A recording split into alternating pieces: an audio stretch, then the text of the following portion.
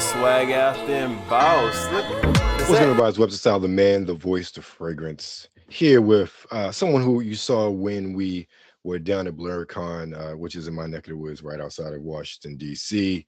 But one of the things I loved about BlurCon and love about it in general, especially this year, they were just a host of different creators I'd never seen before, with a varying array of different properties, genres, and one of them I was able to talk to briefly, and now we get a little bit more depth into everything. Is Mr. Brian Covington. Brian, how you doing, man? Doing great, man. Doing great. I'm working in my creative space, living the dream. So good stuff. Good stuff. You doing well? Yeah, I'm good. I'm good. It's a hectic day. It's always a hectic day. There's so many moving pieces when it comes to real life and doing this on the internet as Yeah. well. So Believe it's me, I always know. something going on, something needs to be done. But I'm living, I'm breathing, and I'm able to be here talking to you right now. So I'm good. Can't complain. Understood. Understood. So when we last saw each other, and I see in the background, we got a brief synopsis of your property between magic and dreams. Let's give everybody a refresher. What is between magic and dreams about? Okay. Well, Between Magic and Dreams is an urban fantasy story, and it takes place in Atlanta, Georgia. And I did that, specifically because one, I like to write what I know, but two, New York gets everything. So let's step outside of that, stereotype. Um, but yeah, this is an urban fantasy piece that follows college student by the name of Kwen Phifer, and he's fighting to preserve our reality during the rebirth of the world of magic, which is happening through this phenomenon known as new light. And it appears that these pillars of light that slowly meander throughout the city. And as it turns out, this is a side effect of a science experiment, but moreover, it's also a beacon, which is bringing about the renaissance of the world of magic.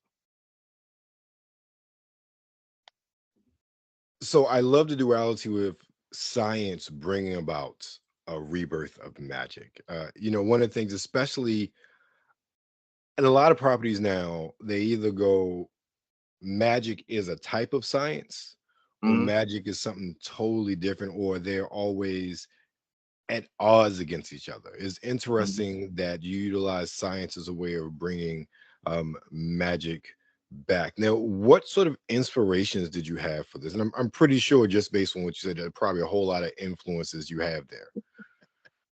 All right, I could say it's everything from Dungeons and Dragons, which I didn't get introduced to as an actual role play game until I was like in college. Then of course there's video games and RPGs and whatnot.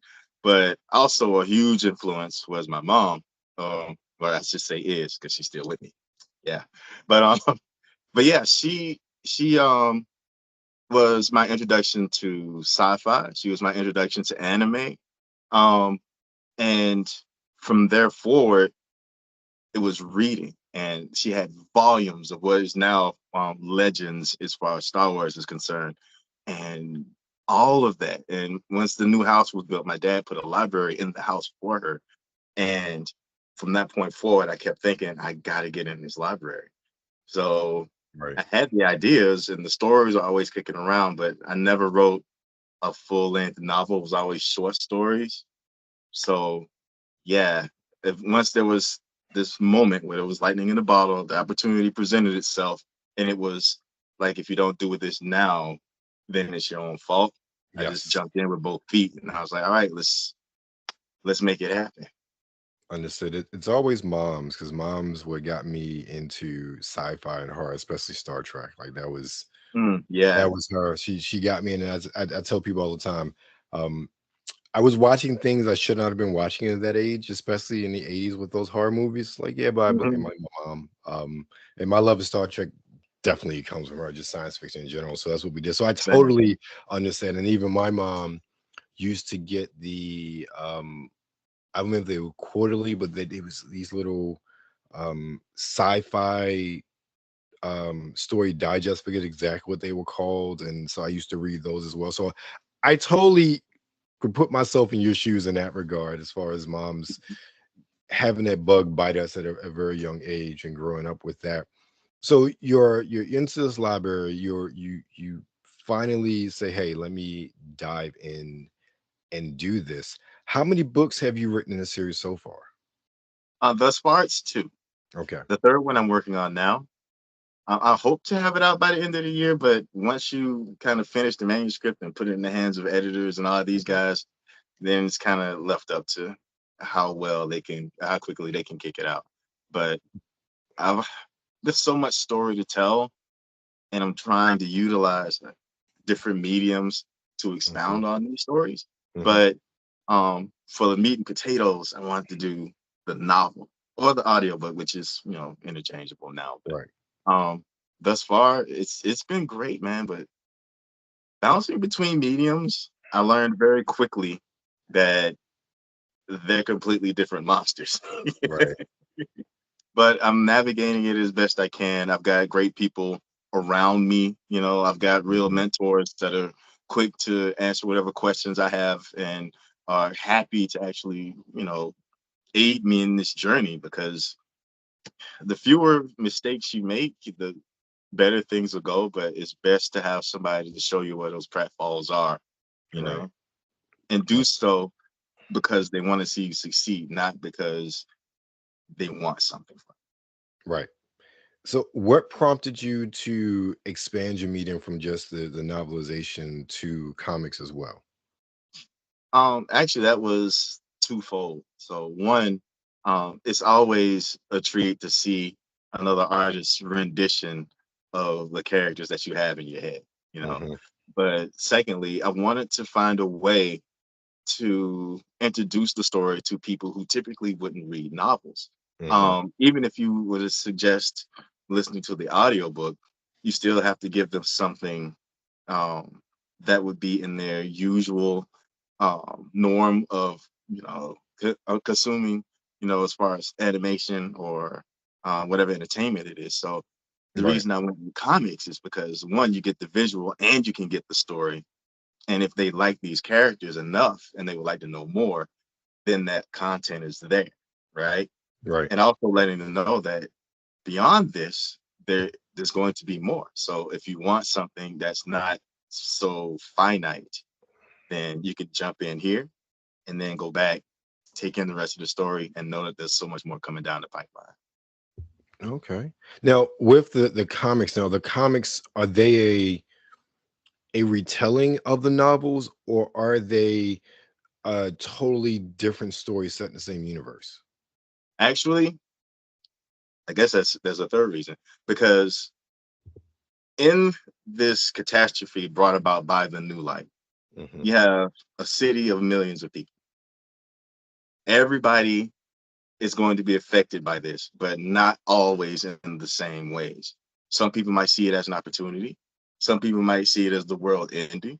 Some Hmm. people may look at it as, oh man, this is what we've been waiting for, a hard reset. We don't know, but by telling other people's stories in the same predicament, not only does it kind of highlight the fact that um, everyone experiences things differently, but it also shows that your life is valid, right? Right. You're going to see, and your point of view is not invalid because you're not the main character. In fact, by doing this, by putting Cortez as the head of the comic book, it highlights the fact that each one of us is the protagonist of our own story. Hmm. So he's on a completely different journey than the main character in the novel, but the story runs congruently because Cortez shows up in the first and the second novel. But when our protagonist leaves him in the second novel, he's in this really weird situation, and we don't see what happens because we're following the main protagonist. Hence, the story for the comic is called Meanwhile, and it tells what happens after our protagonist leaves. So Okay. technically, this three-issue comic is its own full story. Hmm. But if you're reading the novel as well, then it's supplementary material and it fills in blanks that you may have had if you had read and wondered, well, how did things turn out with that? You know? Understood. I think that's like, it reminds me of like the old, I mean, it still happens now, but you have, those comic crossovers Yeah. where you have, the main story, and then you have, maybe there's a side book where it tells what happened during this instances going on in the main storyline, so you get a bigger picture of what's really happening in the world outside of the main story. And also, those books are used to, once the whole crossover is over, you can really see the impacts of, like, this world changing sort of event, what sort of impact it had, not just on the main characters, but how it rippled throughout the entire universe, as well. So I think that is a really awesome way, but also, a awesome thing, but also an excellent way of getting people maybe to move over to the novels themselves, because it's a very visual, good gateway. Like, oh, this is an amazing sort of, story. Let me see what's going on in the books, sort of thing. Yeah, yeah. And I think it's cool too to have given them the option of the audiobook Hmm. because again, sometimes you're like, man, I just don't have time to just sit and read like I used to. I'm like, don't worry about it. You're folding laundry, taking a long Hmm. trip, I got you. Just jump in with this and you can just hold while you listen. Right. Exactly. Now, how many comics are out so far? Three. Okay, three. So those three, is it they tell a complete story, or is it still part of an ongoing sort of? Okay, all right, Yeah. cool. Now, technically, yes, it is ongoing. Like if Okay, you want to see what happens after the events of the comic, that leads directly into the third novel. okay. So remember, Quen's story, who's the main character of the main novel, and Hmm. Cortez, they run congruently because they're all in the same city at the same time. This Right, just tells what happens when he's not with the main character. right. Okay. Now, let me back up a little bit to something you said earlier. You talked about RPGs. What are some of your favorite RPGs of all time? Number one, top of the list will always be Final Fantasy VII. Okay. That was my doorway. I did see other games before that, and they were all just the sprite games. But Hmm. that was when we were jumping into the world of 3D, and as blocky as those characters were, it was like that was choice. Right, right. And Awesome. my Yeah. favorite character out of that was Vincent Valentine. It was interesting. I really enjoy RPGs. I did not get into, like, I knew of Final Fantasy 7 because, I mean, I was playing games when that came out, and like my boys had it. And I remember one of my frat brothers, he taped the battle with him and Sephiroth, and I watched that. Yeah. So it was cool. But I did not get into RPGs, and as we're recording this, is just shy of 25 years since the Dreamcast dropped on 9/9/99. Yeah, yeah. I was that was the first system I bought myself. So that's what I got into RPGs.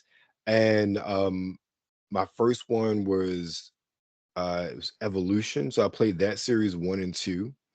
Mm. And then what really got me was Grandia 2. Like, that game was Oh yeah, amazing. Uh yeah.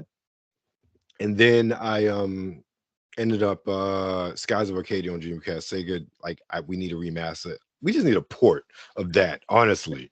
So those are games I've loved. I remember playing, like, I guess it was Dragon Warrior when they brought us to NES, but Dragon Mhm. Quest 1 or whatever. And I didn't play it on NES. I played it on, I had a AudioVox Windows CE PDA, like my first year of grad school. So I downloaded the ROM and I was playing it on that. So I guess technically that was my first RPG I really played.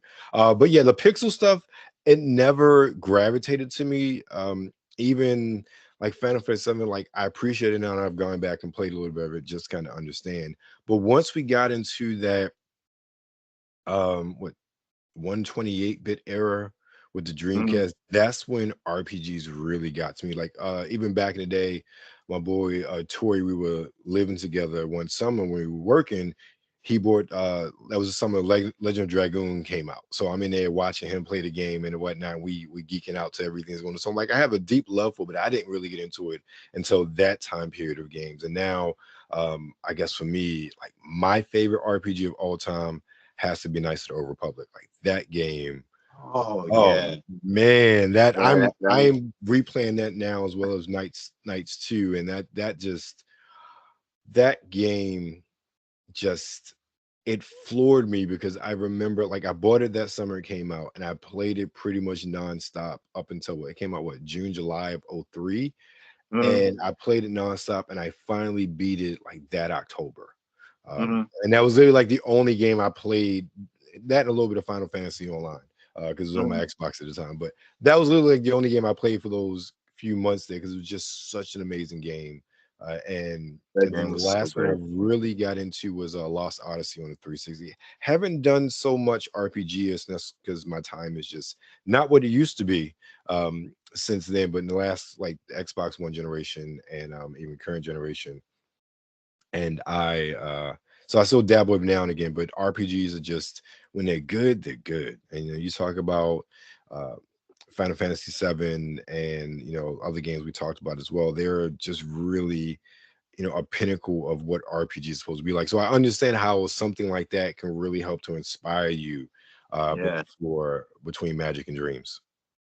thank you, man. Yeah, I mean, my whole thing was, and I tell people this fairly often, and is I'm an avid gamer, but I can't do both at the same time.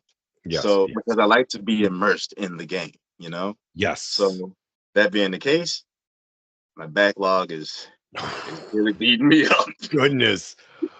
Oh, my backlogs. And there, one of the things about Xbox Live Gold from back in the day before they phased it out, they gave all these free games, and I'd been on Xbox Live for 20 years Mhm, now. And so I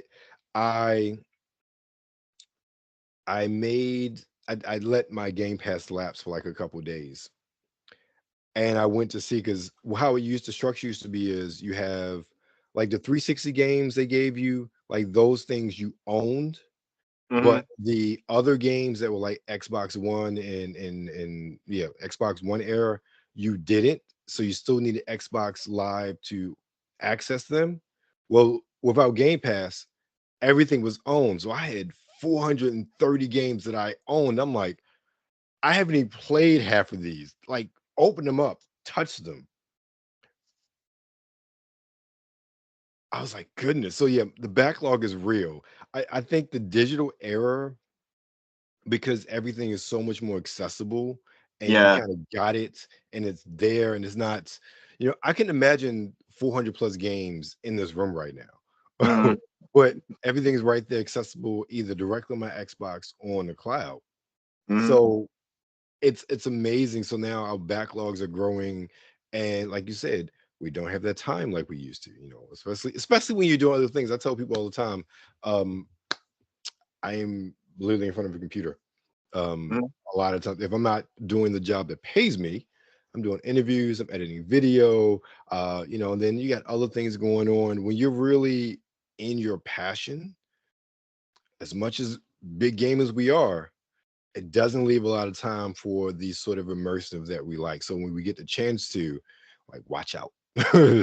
That's right.